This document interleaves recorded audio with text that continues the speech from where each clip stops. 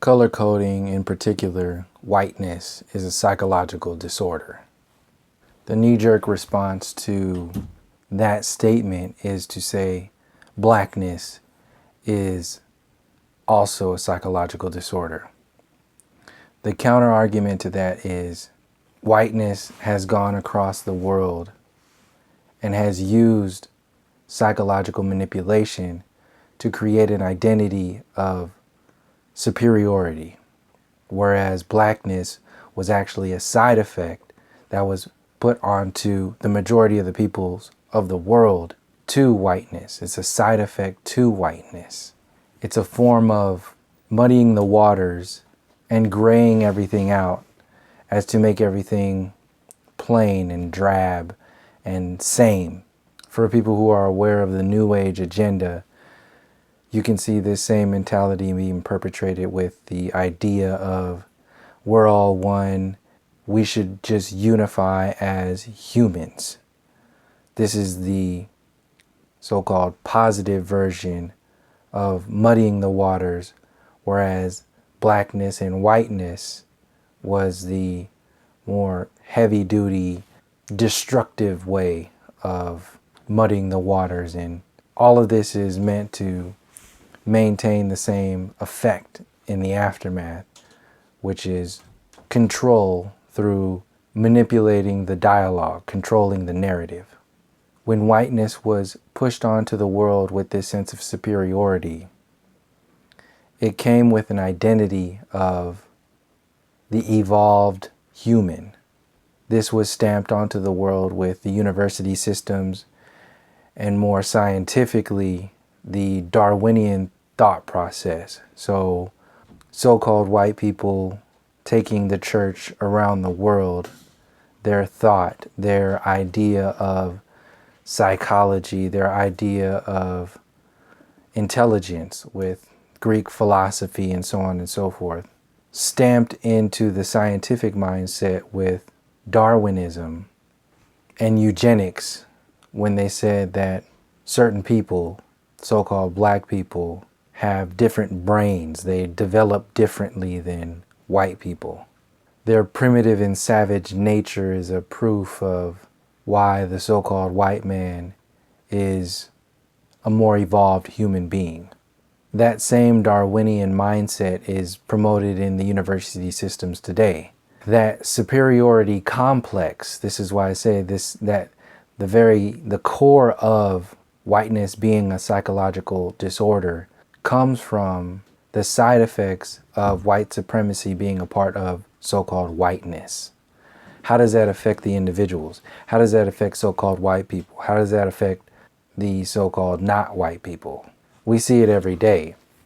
So-called black people and brown people around the world are in this sense of self-destruction mode, whereas so-called white people are on this superior identity complex, this disorder. This can also be traced into why people see that the world is, there's basically no hope for the world. They promote war as peace and poverty and all this, the class system, the caste system. It's all accepted as the end-all be-all of our reality. Why? Well, the evolved human has come to, through caveman, into the idea of the university system and now technology and so on and so forth. And then they're pushing for this alien whatever that they're pushing through the New Age community. But the alien mindset, the extraterrestrial mindset, is also a part of this, because that's just an extension, a loose extension, but nevertheless an extension of the Darwinian mindset, which says you evolved from the Big Bang to dinosaurs to monkeys to humans to technology, transhumans now. And hopefully we achieve this Google mind, this extraterrestrial intelligence by accepting technology into our bodies.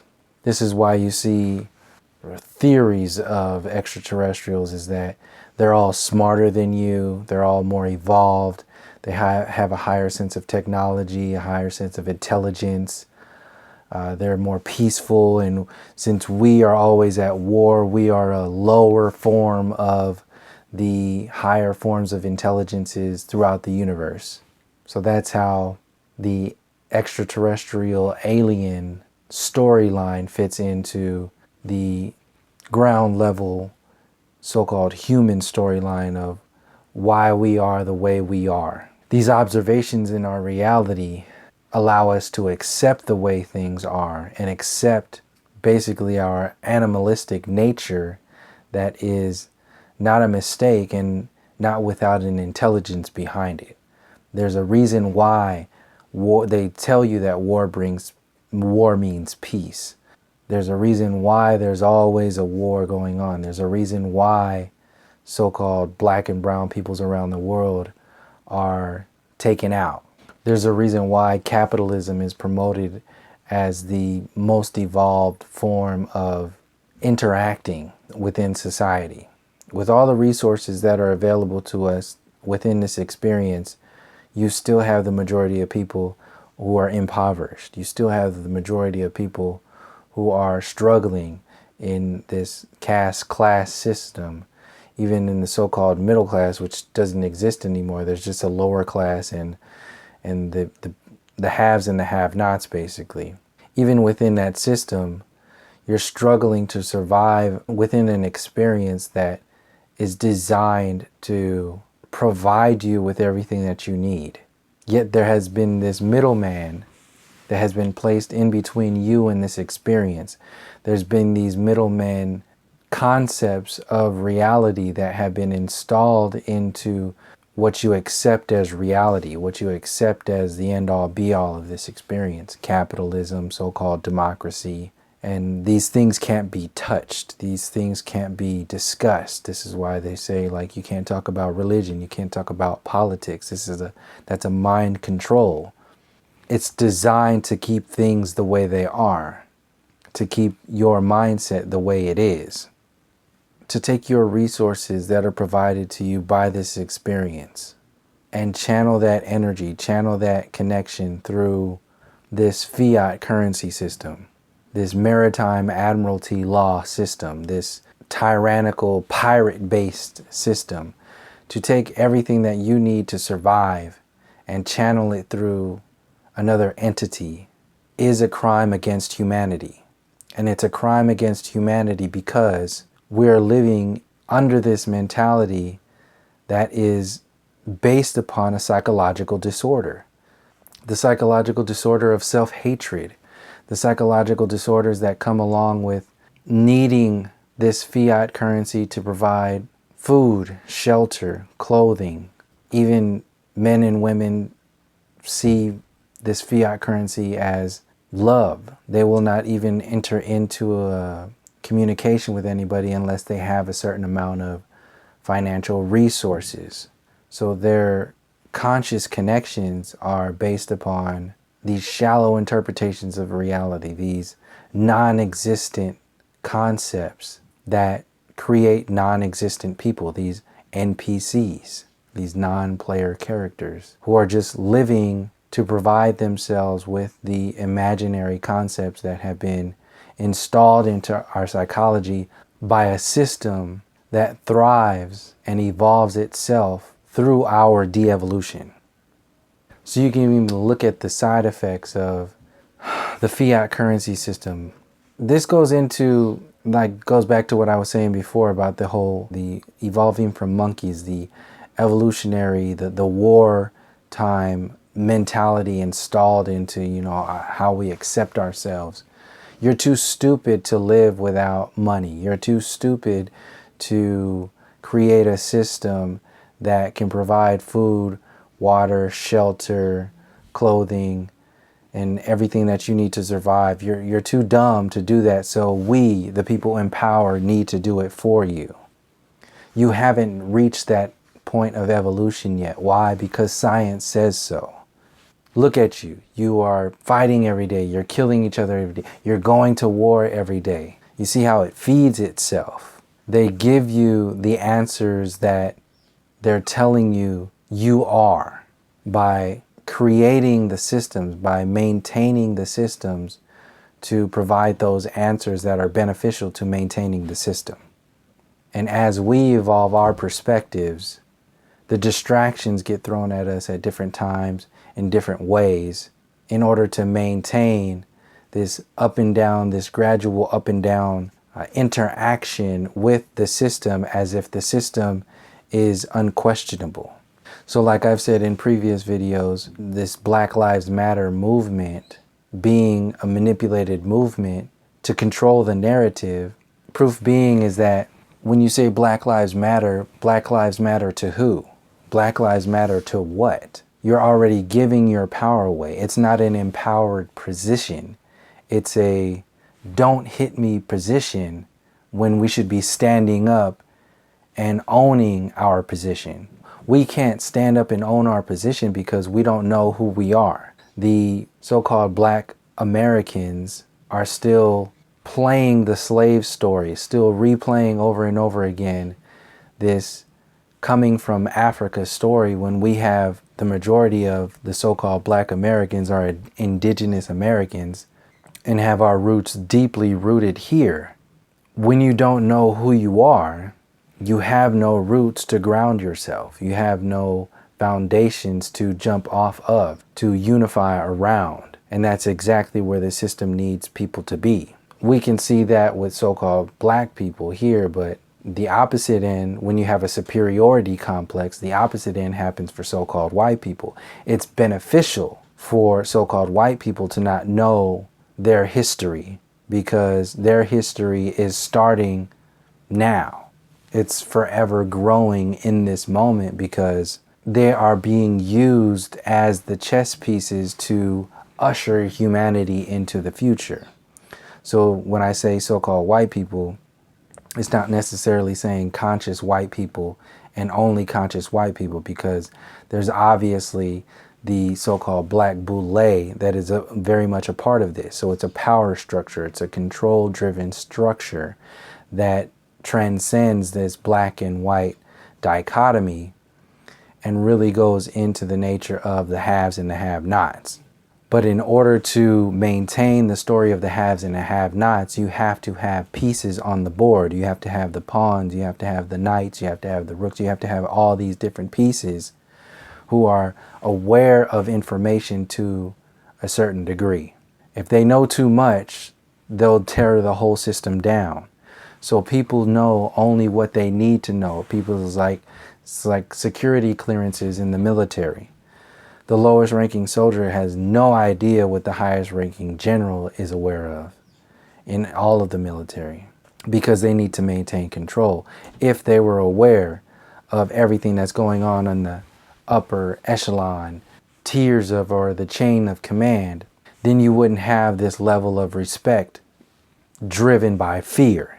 You would have smart soldiers on the lowest level who are too smart to be controlled, too smart to be led to slaughter, too smart to do things that are not of their best interests.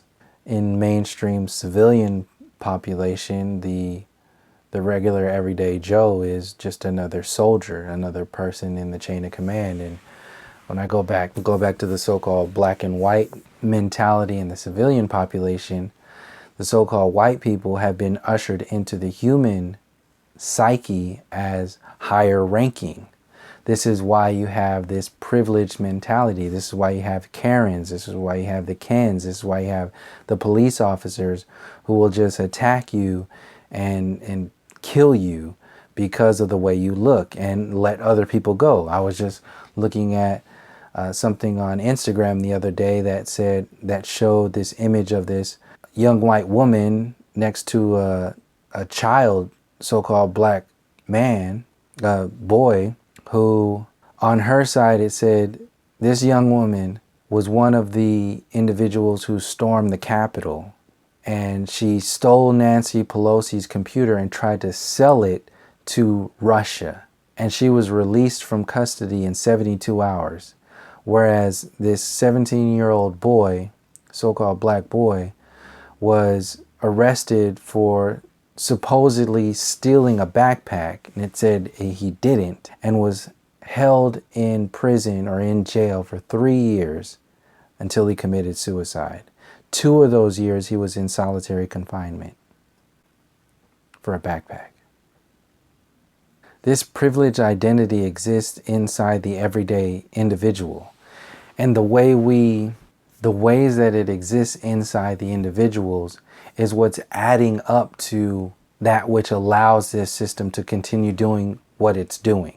And we, in so many different ways, allow this to happen because our so-called leaders, the people that are held in high esteem of today, are not only accepting this system, but they are evolving this system, the psychological systems that live inside of us. So this is why you have so many celebrities who are used to push vaccines, so many celebrities that are used to push the idea of Black History Month. Black History Month isn't our history. Black History Month is the so-called white person's interpretation of our history. It is devoid of the depths and the core of so-called white supremacy. It tells you the fluffy, whitewashed version of Martin Luther King. It doesn't tell you the system-busting version of Martin Luther King. It tells you the I have the dream version of Martin Luther King. Demonizing, creating a separation between Dr. Martin Luther King Jr.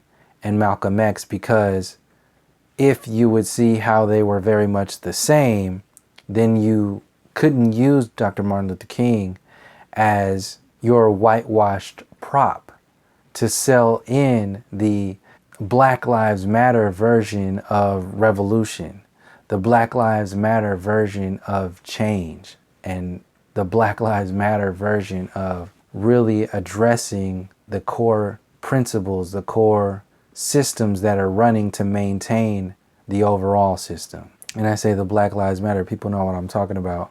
But the same way I say that, I say for the back in the day when the civil rights movement was another version of what Black Lives Matter is today. Was the civil rights movement back in the day addressing the core, the definitions of racism, the origination of racism, and why things are the way they are? No. It was just another concession. It was another prop to place out inside of the white identity, the white mentality that exists inside of everybody in some form or another, in order to carry on the next stage of control on every level, the soul, the mind, and the body. This is why they have capitalism and democracy pushed so much, because when you push that, you maintain the haves and the have-nots. You maintain the impoverished. You maintain mothers using child support to destroy the men, to destroy families. You maintain the depression that comes along with poverty. You maintain the homelessness. You maintain the opiate addiction. You maintain the obesity problems of the world from people feeding themselves and filling themselves with all kinds of artificial fillers, because on the deepest levels they are very empty. You maintain the addiction to drugs, both so-called legal drugs and illegal drugs. You maintain things like prostitution around the world, where since you cannot provide for your children without money, you'll have women and men selling their bodies to provide for their families. You'll have mothers who are prostitutes. You'll have daughters who are prostitutes. You'll have people who have money who will prey on these mothers and daughters and these men and women around the world. They will prey on these individuals because of the way the system is designed.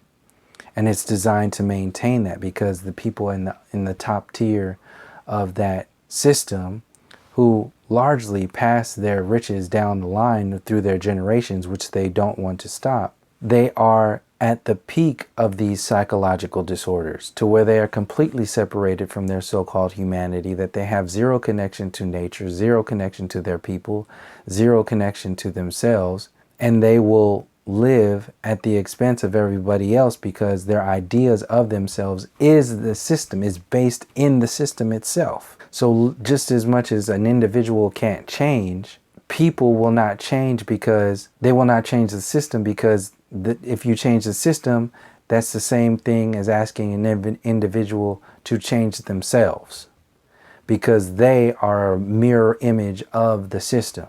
This is why I said so-called whiteness beyond color. Some of the whitest people in the world are not even so-called white. Whiteness is a psychological disorder. It's not based in any kind of reality. There's your beginning point to this disorder. It's built on an illusion, just as the fiat currency system is built on an authority of an illusion, passing around legal tender these notes of so-called white men, slave owners, indigenous murderers, genocidal maniacs being passed around. This is to desensitize you from what they really stood for, what the system still stands for today. You cannot cut the tree down. You cannot separate the tree from its roots. The tree that is the so-called United States of America today grew from what? Where did it take its nutrients from? Where were those roots planted? What did that tree do to the people in order to grow into this monster that it is today?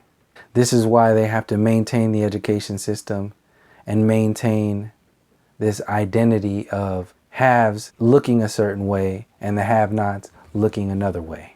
Because eventually, over time, these individuals start to police themselves.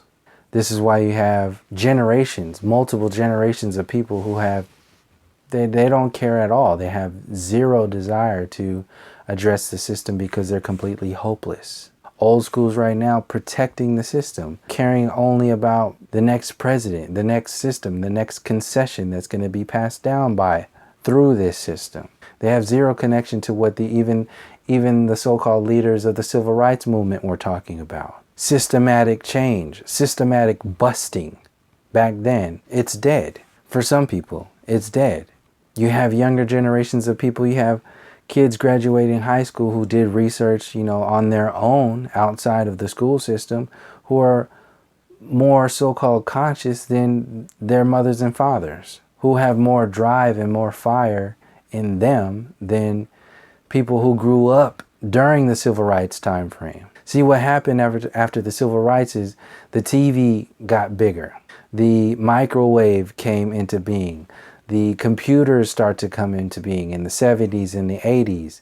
And people started to shrink down their perspectives of outside of this system and started to envelop themselves within this system and mirror themselves as a extension of this system, rather than addressing the system for what it is and what it was and what it's trying to be even more so every day. So now you have the people of the 60s, late 60s and the 70s who were children at that time, who were just basically mind-numbed, controlled all the way down to where they are now just NPC reflections of the system. So when you ask or bring up a perspective of changing the system, you might as well tell an individual to change themselves and see how much that's going to work. This is rooted in this superiority complex to where so-called black people only live in the ghettos. They can't have a certain education. They can't have a certain status in society, so they can't have the intelligence to be smarter than certain people. So what they have to do is, in order to keep themselves on that higher status, they have to automatically disbelieve you.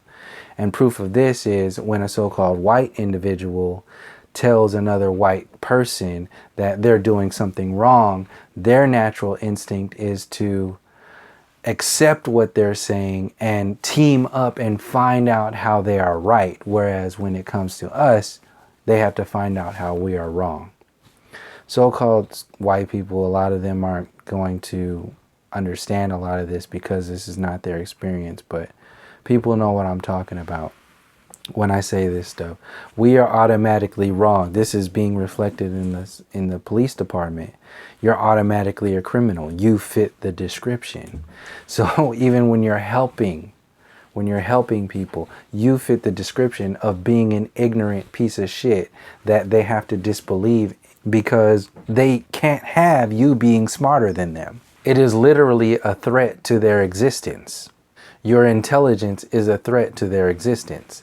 This is why when you have groups of so-called black people coming together, it is seen as a threat to so-called white people, to where anytime we talk about unifying or coming together, that's too strong. It's too powerful. So we have to be demonized. We have to be guilted. We have to be shamed in a certain way.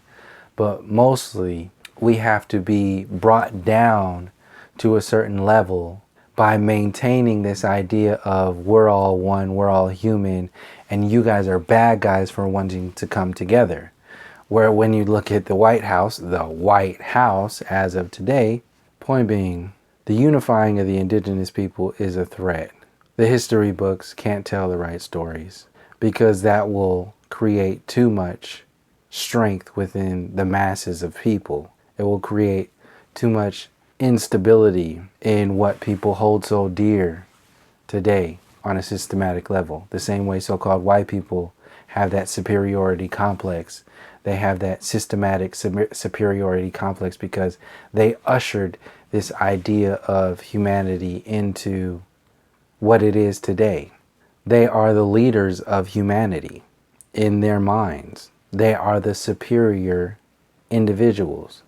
Proof of this, I was saying that with that story about automatically disbelieving non-white people and automatically wanting to believe so-called white people. Some of the stuff that maintains this kind of mentality is something I just saw just today or yesterday, where they have the most beautiful woman in the world.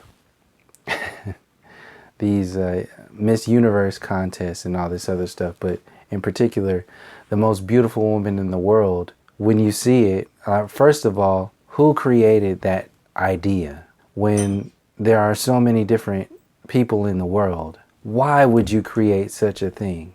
And then when you see what the criteria is for the most beautiful woman in the world, you'll see that these women cannot have certain facial or physical features that fit 9/10 of the women of the world, the so-called non-white people. They have to have a certain small nose. They have to have smaller lips. They have to have basically so-called Caucasian features.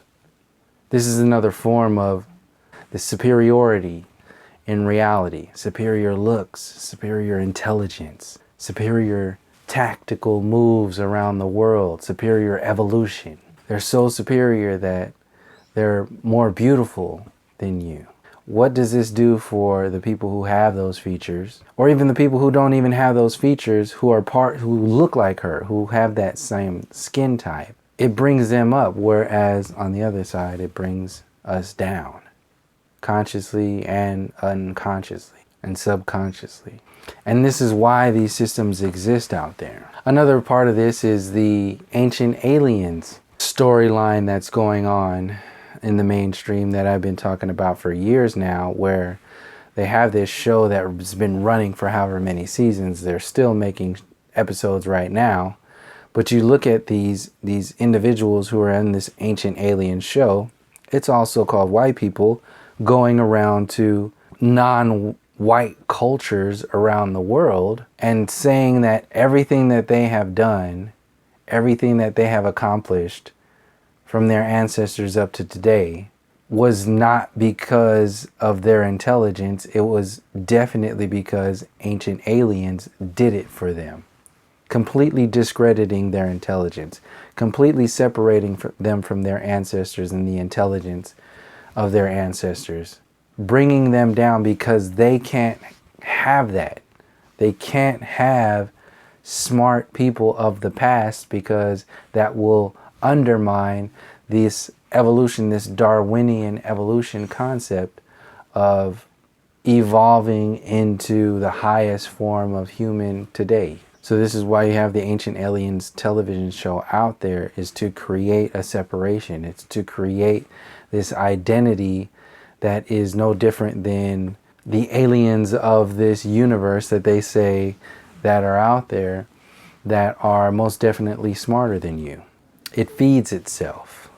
And the systems that exist that are destructive on many different levels maintain the slowed down evolutionary process, because as the evolution of your psyche, your intelligence, the slower it goes, the longer the people in so-called power can maintain their power and their control over you. So this is why the systems of the world have to be so fucked up. This is why you'll have religion for profit. This is why you'll have all the pedophilia in religions. This is why you'll have prostitution in countries where you'll have people coming from different countries specifically to other countries just so they can prey on these women. And the systems of that country are held under the boot of capitalism and so-called democracy, of the big brothers of the world, that these young girls, you'll go, I went to the Dominican Republic just to get away one time. Was this in 2014?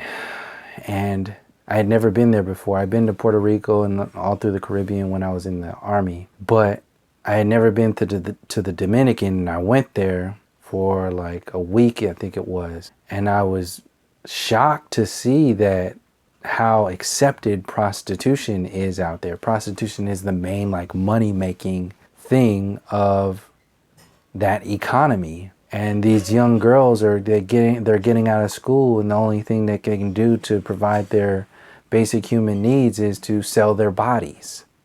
So these are the side effects to this destructive fiat currency system. You'll get religion for profit. You'll get selling your body for profit. You'll get people making a profit off of non-profit organizations, people making profit off of the poor, the medical industry that makes money off of people being sick, that are in hand with the food industry that makes people fat and obese and sick and diseased, working hand in hand at the tippy top of the pyramids of control and domination. There's no separation between the food industry and the medical industry. Even your art has to be trash. This is why, like the same way of facial features, certain features of the most beautiful woman in the world, well, the same thing goes for art. Art has to be trash. Certain art has to be held at a higher esteem, while other art has to be kept below. Art that tells a story of the core of the real story, our story about what's going on, won't be promoted.